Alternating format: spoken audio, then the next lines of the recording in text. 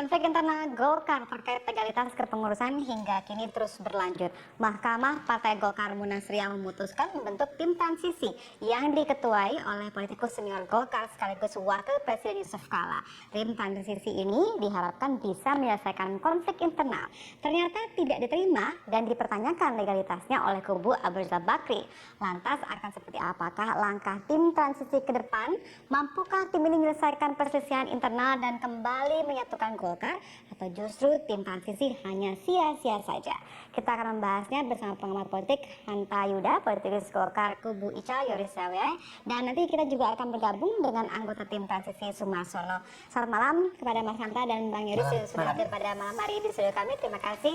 Iya, saya akan ke Bang Yoris terlebih dahulu sebagai perwakilan dari kubu Ical pada hari ini yang hadir, yaitu ada apa sih dengan tim transisi sehingga harusnya ditolak kehadiran juga oleh kubu Ical? Sebetulnya bukan menolak ya.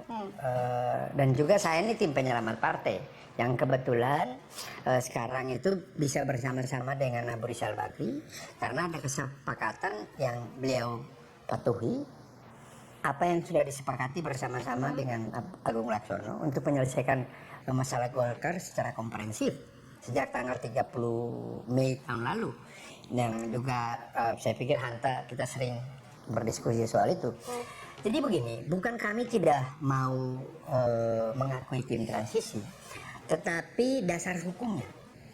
Jadi begini, pada hari Kamis kan putusan tim transisi itu hari Jumat.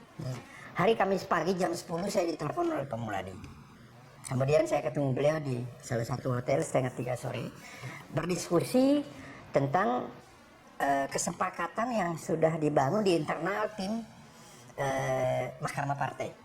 Waktu itu beliau katakan bahwa besok ada rencana untuk Mahkamah Partai akan mengambil keputusan yang bersifat rekomendasi. Saya sampaikan sama beliau bahwa Pak, coba tolong dipikirkan tentang dasar-dasar hukum sebagai tim atau sebagai Mahkamah Partai. Saya begini, pertama kan Mahkamah Partai ini kan sudah pernah memutuskan persoalan Golkar yang saat gugatan hukum oleh Jakarta Pusat dan Jakarta Barat, kemudian dalam putusan salahnya dikembalikan untuk diselesaikan oleh Mahkamah Partai. Mahkamah Partai sudah bersidang, kemudian mengeluarkan keputusan, landasan itulah yang dipakai Kumham mengeluarkan SK. Nah kemudian ini diprotes oleh Abu Rizal Bakri, kemudian ajukan gugatan di Petun maupun di Jakarta Barat dan Jakarta Utara. Berproses sampai dengan 30 Desember, kemudian keluar putusan Mahkamah Agung bahwa memerintahkan kepada Kumham untuk mencabut SK. Nah SK Menkumham keluar itu referensinya adalah putusan Mahkamah Partai, sehingga itu sudah teranulir. Itu satu. Kedua, Mahkamah Partai ini dia adalah bagian yang tidak terpisahkan daripada produk DPP. Kalau dia mau mengacu kepada produk DPP 2009 sampai 2014 atau 2019 ya. Tetapi kan dia sudah berakhir pada saat Munas di Bali. Dan kemudian Mahkamah Partai yang kami lakukan di Ancol itu sudah dianulir oleh putusan Mahkamah. Jadi sekarang itu Mahkamah Partai ini dia punya legalitas. Nah, ini pertanyaan pertama. Kedua, kemudian dasar untuk dia mengambil keputusan harus ada usulan. Usulan berdasarkan dengan anggaran rumah tangga kita yang memiliki hak suara adalah DPD 1, DPD 2, kemudian ada 500 sekian lah. Kemudian, nah waktu itu Pak Muladi sampaikan ke saya bahwa bukan keputusan dan hanya ada 2 rekomendasi yang beliau akan keluarkan setelah berembuk dengan 3 orang Mahkamah Partai itu. Pertama, menunggu putusan kasasi Jakarta Utara, kemudian menyiapkan dengan tokoh-tokoh senior apabila keputusan Jakarta Utara itu belum bisa keluar dalam waktu tertentu, mengingat ada proses-proses politik nasional pilkada tahun 2017, kemudian 2018 ada pileg, kemudian ada pilpres, maka dia akan mengeluarkan rekomendasi. Tiba-tiba keluar keputusan Mahkamah Partai membentuk transisi. Ini kan jadi saya sampaikan bahwa ini mendegradasi. Anda mempertanyakan legalitas, jadi anggap sekarang itu tidak ada kemampuan mereka untuk membentuk tim transisi. Nggak bisa dan sangat sulit sekali. Sebetulnya yang paling benar adalah mari kita ikuti kesepakatan yang sudah dibangun oleh Pak Yusuf Kalla. Sampai mulai 30 Mei, 11 Juni, kemudian 15 November dan terakhir 18 Desember. Apa inti dari kesepakatan? Kesepakatan kita mulai dari awal. 30 Mei itu ada 4 keputusan. 3 adalah keputusan politik dalam rangka menyelesaikan sengketa Golkar melalui proses politik, mengingat ada proses pilkada serentak tanggal 9 Desember. Kemudian poin keempat mengenai penyelesaian secara hukum, menunggu keputusan Mahkamah Agung. Sudah keluar tanggal 30 Desember kemarin. Nah, kemudian kita sudah bentuk tim gabungan melalui Silatnas 1 November. Kemudian kantor dipakai secara bersama-sama, membentuk tim dalam rangka pilkada itu berdua kampanye bersama-sama. Kemudian kita bikin syukuran HUT Golkar yang harus dua-dua hadir. Kemudian di dalam kesepakatan tanggal 18 itu mempersiapkan diri melalui acara informal yang dilakukan pada tanggal 4 Januari di Bali untuk menuju kepada Rapimnas. Jadi itu kesepakatan yang dibangun oleh Pak Yusuf Kalla dan itu yang harus kita pegang, itu menjadi rujukan untuk mencapai, bukan dengan Mahkamah Partai ini. Tapi kan tim transisinya pun juga diketuai oleh Pak Yusuf Kalla. Kenapa kemudian tidak diakui juga? Bukan. Kalau saya mengakui ada tim transisi berarti saya goblok dong. Tidak mengerti tentang konstitusi organisasi. Oke, berarti dalam hal ini Kita sekarang bilang sama mereka, kembalilah kita supaya jangan mempermasalahkan atau membentuk kekisruan baru dalam penyelesaian Golkar, karena ini sudah hampir mencapai kesepakatan.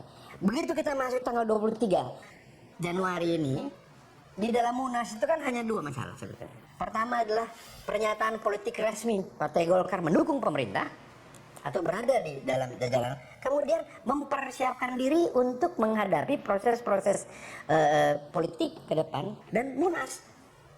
Itu kesepakatan yang sebetulnya harus dipahami. Saya tanyakan dulu ke Mas Hendra, ini kalau Anda sebagai pengamat politik, apa yang Anda lihat sebenarnya terjadi? Apakah ini murni perebutan kekuasaan yang mungkin ada pihak-pihak yang tidak rela begitu diambil alih kekuasaannya, atau sebenarnya memang ada proses yang harus dilalui, yaitu dihormati, yaitu proses hukum seperti yang dikatakan oleh Bang Yoris? Ya, kolaborasi keduanya menurut saya. Jadi kalau kita perhatikan peta jalan rekonsiliasi atau resolusi konflik di Partai Golkar ini kan melingkar, berputar. Nah, kalau linear itu kan kita akan melihat titik terang, akan ada kesepakatan. Nah, kalau berlingkar ini saya khawatir nanti konfliknya akan keluar babak baru. Karena ini tahun baru 2019, ada babak baru konflik internal Golkar. Sudah terjadi. Itu sudah terjadi, ini permulaannya. Dan keduanya lagi-lagi berpijak, apalagi nanti kita mendengarkan Pak Sumarsono atau yang dari tim transisi, nanti akan punya perspektif yang semakin menjauh lagi nih. Jadi kadang-kadang bertemu di Silatnas, semua ternyata rekonsiliasi yang menurut saya Golkar itu tradisi menyelesaikan konfliknya. Kalau kita perhatikan sepanjang era reformasi itu jarang seperti partai lain yang kemudian saling menegasikan, saling menghancurkan, dibawa ke pengadilan. Kalau pengadilan itu kan antara sah dan tidak sah, lalu menegasikan, menghilangkan yang lainnya. Nah, pola ini sebenarnya jarang, bukan tradisi Golkar. Tapi ini terjadi sekarang. Iya, ini yang terjadi justru pertumbukan kepentingan antar elit patron di Golkar. Jadi faksi di Golkar itu yang basisnya adalah tokoh-tokoh kuatnya. Itu semakin kuat. Nah, yang biasanya tradisi di Golkar adalah menurut saya melalui jalan kompromi. Tetapi ini yang agak beda. Nah, itu yang saya bilang kolaborasi. Ada karena kepentingan, ada faktor eksternal yang membuat babak politik, konflik politik di Golkar agak panjang. Mungkin Bang Yoris juga paham bagaimana dinamika, lebih paham dari saya tentu sebagai politisi Golkar. Nah, ini yang menurut saya harusnya Golkar ada 2 pilihan. Jadi kalau secara teoritis itu kan ada degeneratif yang melalui hukum yang sering menegasikan, kooperatif melalui kompromi politik yang bisa dinegosiasikan, Golkar sudah mencoba, atau kompetisi baru dengan yang tim transisi menamakan Munas. Nah kalau bicara Munas, kita lihat kedua kubu ini menggunakan logika yang berbeda. Kalau dari kubunya Pak Ical menganggap yang tanda petik Bali ya, yang harus diteruskan, sehingga tidak ada Munas, yang ada itu ada Munaslup. Kalau Munaslup, maka di pasal 30 kalau tidak salah di anggaran dasar anggaran rumah tangga Partai Golkar menyebutkan harus 2/3 BPD 1 untuk mengajukan. Sementara dari kubu seberangnya, kubu AL itu menganggap bukan Munaslup tapi Munas, karena menganggap sekarang di Menkumham tidak ada basis legalitas ketiga-tiganya, Riau, Ancol maupun Bali, sehingga harus ada Munas baru. Titik masuknya itu, pintu masuknya itu adalah melalui Mahkamah Partai yang tadi dipersoalkan oleh Bang Yoris. Mahkamah Partai yang dianggap oleh mereka masih legal di Menkumham. Kemudian untuk tim transisi, membentuk tim Munas dan Munas. Artinya apa? Ini seperti menjauh nih persimpangannya. Nggak sulit ketemu, kecuali dari kubu Pak Ical ternyata bersepakat ada Munas. Kalau tidak, ya berarti babak baru dan semakin panjang, dan ada ekses yang besar menurut saya dalam memberi resonansi politik terhadap dinamika politik nasional. Sehingga menurut saya Golkar harus berpikir selain pertarungan soal legalitas formal, juga penting soal legitimasi politik. Soal citra di publik yang merugikan Golkar sendiri menurut saya yang harus dipikirkan dan memberi contoh pembelajaran demokrasi cara menyelesaikan konflik. Padahal menurut saya Golkar adalah partai yang paling kokoh ya. Apalagi pada saat pilkada 2015 yang lalu Golkar terbukti suaranya turun gitu ya, dan ini yang sebetulnya salah persepsi salah aja. persepsi. Oke, nanti dijelaskan salah persepsi seperti apa Pak Yonis setelah jeda berikut. Pemirsa tetap bersama kami akan kembali.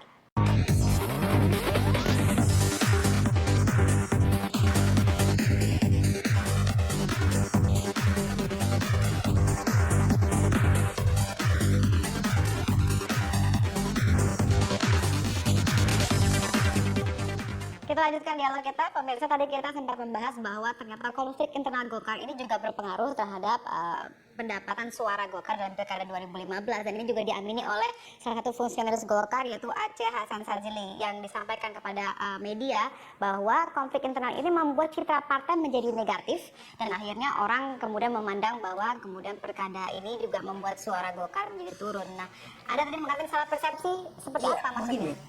Kita saya pikir Pak Hanta Yuda dia ikut proses dari awal. Kami menetapkan Golkar harus ikut di dalam proses pilkada itu pada 11 Juni. Itu komitmen bersama. Karena waktu itu kita berpikir begini, kalau Golkar sampai tidak ikut proses pilkada pada tanggal 9 Desember yang lalu, maka hanya ada dua alternatif yang Golkar akan hadapi. Pertama, dia akan jadi ormas, menurut Pak JK, nggak bisa ikut proses pilkada, atau dia mengarah kepada fosil. Dibentuklah tim 10 hari saja kerja, sampai pada hari lebaran pertama itu kami masih kerja. 10 hari itu sudah menghasilkan hasil yang maksimal. Pada saat itu kami hanya berpikir begini, yang penting ada aset politik baru bagi Golkar melalui proses pilkada. Nah, kita waktu itu dari 266, kemudian ada 130 yang sudah menjadi kesepakatan kedua pihak mendaftarkan. Kemudian ada sisa 67 yang kami waktu itu belum sepakat tentang calonnya, sementara harus menetapkan satu, sehingga mengundanglah 8 lembaga survei termasuk Poltreking melakukan proses survei. Survei itu kembali. Nah, pada saat kita dua hari sebelum penetapan kan, kemudian pihak agung ini menarik orang-orang sana mundur pada proses itu, dan itulah menjadi kekisruan. Dan kemudian tiba-tiba hasil ini bilang menurun. Yang omong ini adalah dari kubu agung si Aceh kan. Padahal ini kan hasil bersama Golkar. Kenapa masalah rumah tangga sendiri kok diekspos yang tidak-tidak? Saya hanya mau katakan, kalau Anda lihat dari semua komposisi, kami sudah punya data rekap terakhir tadi kami rapat. Dari 266 itu Golkar berpartisipasi baik mendukung dan mengusung dan menang di 151. Oke, jadi menurut Anda tidak ada dampak dari konflik internal ini? Dampak ada. Dampak ada, tetapi kita mampu mengkanalisasi dan mengefektifkan mesin Golkar ini dalam waktu 10 hari dan bisa menghasilkan aset-aset politik baru bagi Golkar. Nah sekarang kita ada 2 tahapan nih. 2017 bulan Februari ada pilkada, kemudian 2018. Nah, jadi kenapa kita mesti ribut sekarang tentang transisi, kemudian tentang Munas dan lain sebagainya, sementara kita lupa bahwa tugas utama daripada partai bagaimana melakukan konsolidasi menuju kepada pesta demokrasi 2017, 2018, kemudian kita masuk kepada pileg dan pilpres yang secara serentak dalam proses seperti ini. Itu dulu yang paling penting bagi kami, dan itulah yang sekarang sedang terbahas yang akan dilakukan secara formal, yaitu Rapimnas pada tanggal 23. Dan dasar rujukannya itu bukan oleh tim transisi, tetapi oleh kesepakatan yang dibangun pada tanggal 18 Desember yang lalu antara Abu Rizal Bakri, Agung Laksono, dan Pak Yusuf Kalla. Itu yang diimplementasi. Ini Rapimnas yang Anda sampaikan ini akan melibatkan semua pihak, pasti, atau hanya dari kubu Abu Rizal Bakri? Di situ sudah disepakati. Kesepakatan itu pada tanggal 14 Desember 1 tahun yang lalu. Kesepakatan awal bahwa pertama, karena kedua belah pihak sepakat untuk menempuh jalur hukum, maka ada 3 kesepakatan yang lahir secara politik. Pertama, tidak boleh membentuk partai baru dulu. Ya. Kedua, apabila ada proses hukum sampai pada finalisasi, maka pertama, yang menang harus mampu mengakomodir secara selektif. Yang kalah, karena semua adalah keluarga besar Golkar, yang kalah harus legowo dan memberikan dukungan. Itu komitmen, dan itu yang kita pertahankan sampai dengan ini hari. Nah, keputusan hukum, kalau kita melihat 30 Desember yang lalu, memerintahkan kepada Menkumham untuk mencabut. Sementara di proses Jakarta Utara, yang perdata itu, mengenai PMH, itu dari saya kebetulan menjadi saksi ahli, saksi mahkota pada saat itu di Pengadilan Negeri Jakarta Utara, kemudian kalah, naik ke Pengadilan Tinggi Banding Agung, kalah lagi, sekarang sedang kasasi. Tapi 2 putusan ini hampir pasti saya katakan, dan isi putusan amar putusan mencabut tidak sah Munas Ancol. Dan memerintahkan kepada Agung untuk tidak boleh melakukan kegiatan-kegiatan politik apapun mengatasnamakan Golkar gitu. Baik. Tapi kan itu gimana gitu kita? Iya, maaf saya harus potong dulu ini soalnya kalau kita melihat, kalau Anda tadi mengatakan Rapimnas itu akan didukung oleh kedua pihak, tapi kenapa kemudian sekarang sudah ada juga tim transisi yang juga akan mengadakan tim transisi siapa yang bikin? Dan paling enggak ini akan dilaksanakan pada bulan Maret. Nah, mungkin Mas Hanta bisa memberikan komentarnya apa sebenarnya yang terjadi di sini. Siapa yang bikin?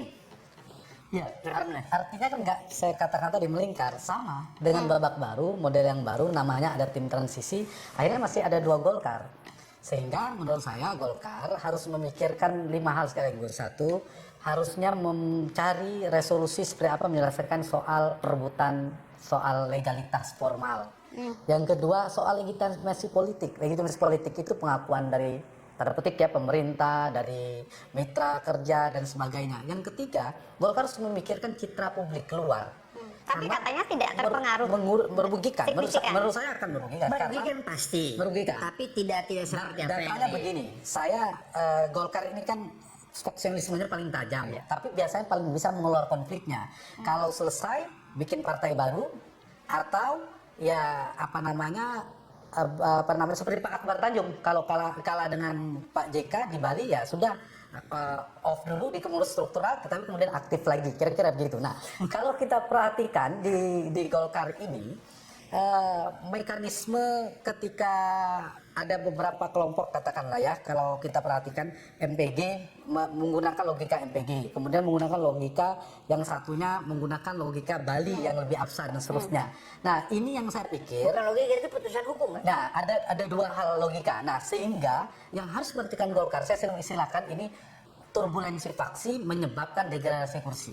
Ketika Pak Akbar Tanjung menjadi ketua umum, kursi Golkar di DPR itu, kalau ini tidak bisa ini, datanya udah jelas, 127. Setuju. Ada faksionalisme yang tajam. Ya. Iya, 2004 sebenarnya aku kalah di konvensi, Pak Wiranto bikin partai selesai, Pak Prabowo bikin partai selesai.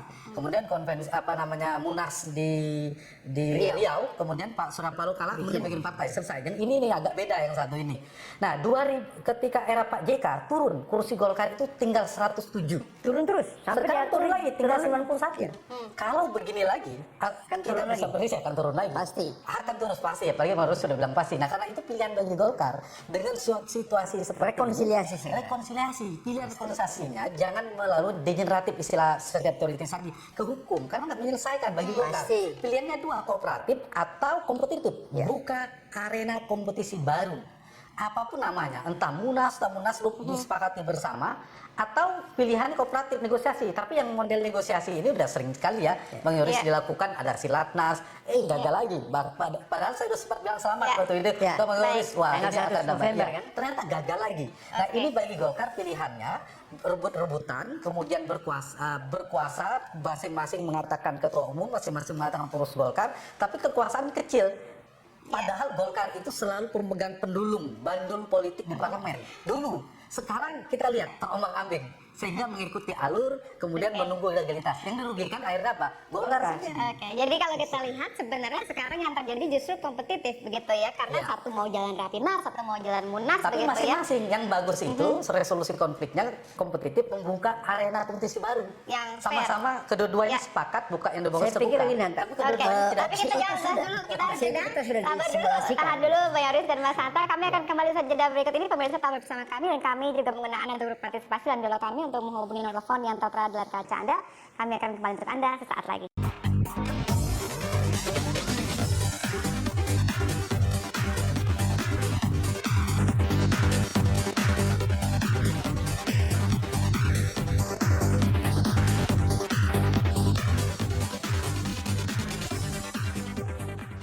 Berita sebelum kita lanjutkan dialog kita dengan dua tamu kita di studio. Saat ini kami sudah terhubung dengan Bapak Sumarsono, anggota tim transisi. Selamat malam Pak Sumarsono.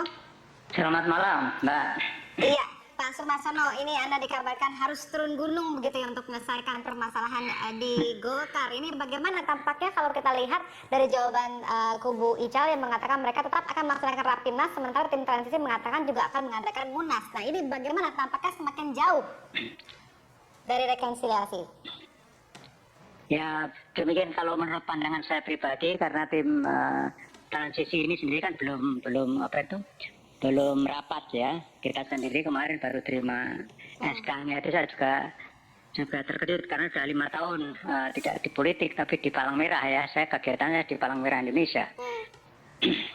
Jadi menurut pandangan saya pribadi, sekali lagi ya, saya punya culture prinsip yang saya pegang dari sejak saya di TNI. Kepentingan pribadi kita gugur.